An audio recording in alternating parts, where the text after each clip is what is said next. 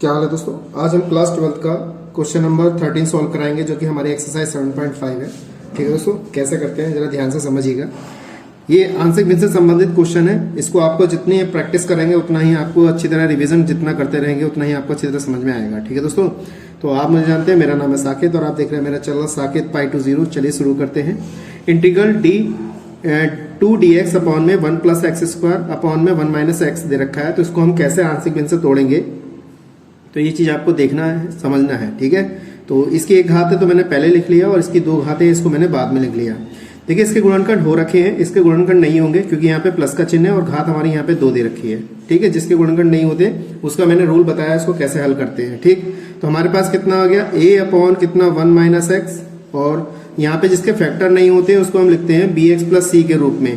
तो ये हो जाएगा हमारे पास एक्स स्क्वायर प्लस 1 या 1 प्लस एक्स स्क्वायर, इस तरीके से हम यहाँ पे इसको लिख सकते हैं। ठीक, अब हमने यहाँ पे इसको लिख दिया। अब यहाँ पे क्या करना है, इसको a और b के मान निकालने हैं। यहाँ पर कितना हो जाएगा, देखिए हमने इसको ऐसे लिखा और यहाँ पे a के साथ एक्स स्क्वायर प्लस 1 आ जाएगा और bx प्लस सी के साथ हमारे पास कितना आ जाएगा 1 माइनस एक्स हो जाएगा, और हमारे पास क्या बचा 1 माइनस एक्स और ये होगा एक्स स्क्वायर प्लस का 1। ठीक है, इस तरीके से हमने यहाँ पे लिखा है। देखिए यह कैंसिल हो जाएगा, यहाँ पे कितना हो जाएगा हमारे पास, यहाँ पे a एक्स स्क्वायर प्लस का a हो जाएगा, b के मल्टीप्लाई करेंगे तो bx प्लस का कितना हो जाएगा हमारे पास, यहाँ पे b की गुणा इससे करेंगे और b की गुणा इससे करेंगे तो माइनस का bx स्क्वायर हो जाएगा। अब c की गुणा इससे करेंगे तो प्लस का c, और यहाँ पे इससे गुणा करेंगे तो कितना हो जाएगा हमारा cx हो जाएगा। ठीक, तो दो बराबर हमारे पास कितना है, इसको एक्स स्क्वायर वाले हमने कॉमन निकाल लिए तो यहाँ पे क्या बचेगा, a माइनस बी बचेगा। ठीक है, x वाले पद हमने यहाँ पे कॉमन निकाल लिए तो b माइनस सी बचेगा, और कांस्टेंट पद हमारे पास क्या है, a प्लस सी, यानी कि कांस्टेंट पद हमारे पास a प्लस सी है। तो यहाँ पे एक्स स्क्वायर के गुणांक की तुलना करेंगे, यहाँ पे हम x के गुणांक की तुलना करेंगे, यहाँ पे अचर पदों की तुलना करेंगे। ठीक, x का गुणांक यहाँ पे, एक्स स्क्वायर का गुणांक यहाँ पे नहीं है तो a माइनस बी बराबर कितना आ जाएगा 0, इसको हम समीकरण नंबर 2 मानेंगे। ठीक, अब ये कितना हो जाएगा, a बराबर b हो जाएगा, इसको हमने समीकरण 2 मान लिया। ठीक है, इस तरीके से मैंने लिख लिया। x के गुणांक की तुलना करेंगे तो b माइनस सी बराबर यहाँ पे कुछ है ही नहीं तो 0, तो b बराबर कितना c हो गया। अचर पद की तुलना करेंगे तो a प्लस सी बराबर यहाँ पे कितना है 2 है, तो अचर पद की तुलना करी हमने तो a प्लस सी बराबर कितना आ गया 2 आ गया। अब हमारे पास समीकरण ये हमारे पास 3 हो गई, ये समीकरण हमारी 4। अब आप सोच रहे होंगे समीकरण 1 कौन सी है, तो समीकरण 1 हमारी ये वाली रहेगी, ये बात ध्यान रखनी है। तो ये चीज हमने इतने ज्ञात कर लिया। अब यहाँ पे हमारे पास a बराबर b दे रखा है और यहाँ पे b बराबर c दे रखा है, तो हमने क्या करना है, मैं क्या करूं, यहाँ पर इस c की जगह पे इस वाले मैंने यहाँ पे a की जगह पे b लगाया। यहाँ पे सीखने की चीज है, सबसे इंपॉर्टेंट चीज है यहाँ पर समीकरण नंबर 4। देखिए क्या है, तो समीकरण 4 को मैंने पकड़ा तो a प्लस सी बराबर मेरा 2 दे रखा है, तो पहले मैंने क्या किया, a की जगह पे b लगा दिया। यहाँ पर a की जगह पे क्या लगाया, देखिए b, यहाँ पे हो जाएगा c और बराबर कितना 2। देखिए a की जगह पे मैंने b लगा दिया क्योंकि a बराबर b दे रखा है। यहाँ पर b का मान क्या है, यहाँ पे c, तो मैंने b की जगह पे c लगा दिया तो यहाँ आ गया, ये हो जाएगा 2c बराबर 2 और c बराबर कितना आ गया 1। ठीक है, c का मान 1 आ गया तो इसका मतलब है b का मान भी कितना आ गया, यहाँ पे हमारे पास 1 आ गया क्योंकि b बराबर c दे रखा है। जब c का मान आ गया, b का मान आ गया तो a का मान भी कितना आ गया, देखिए b बराबर 1 है तो a का मान भी कितना आ गया, यहाँ पे 1 आ गया। तो हमने a b c के मान यहाँ पर ज्ञात कर लिए।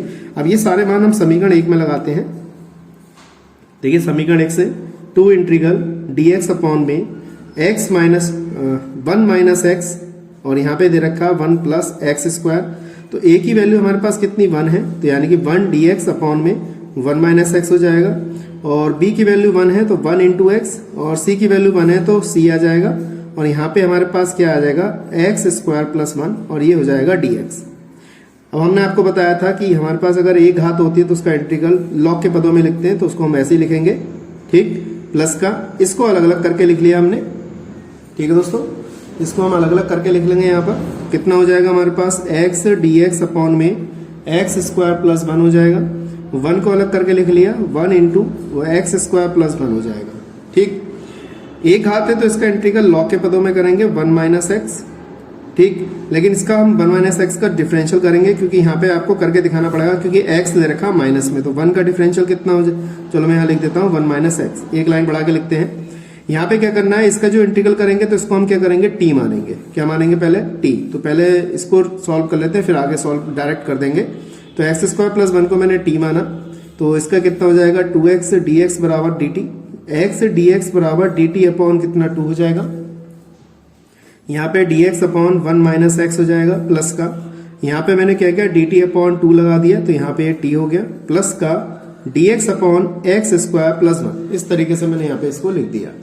ठीक है दोस्तों, तो देखो ये हमारे पास कितना है, देखिए इसका इंटीग्रल कर ले रहे हैं हम। ठीक है दोस्तों, इसका इंटीग्रल कितना हो जाएगा, यहाँ पे देखिए log हो जाएगा 1 माइनस एक्स लिखेंगे और इसका हम डिफरेंशियल करेंगे तो मैंने बताया था इसका डिफरेंशियल 0 हो जाएगा और इसका डिफरेंशियल माइनस का 1, ये आ गया 1/2। इसका इंटीग्रल log t हो जाएगा। ठीक, इस तरीके से लिखेंगे मॉड में।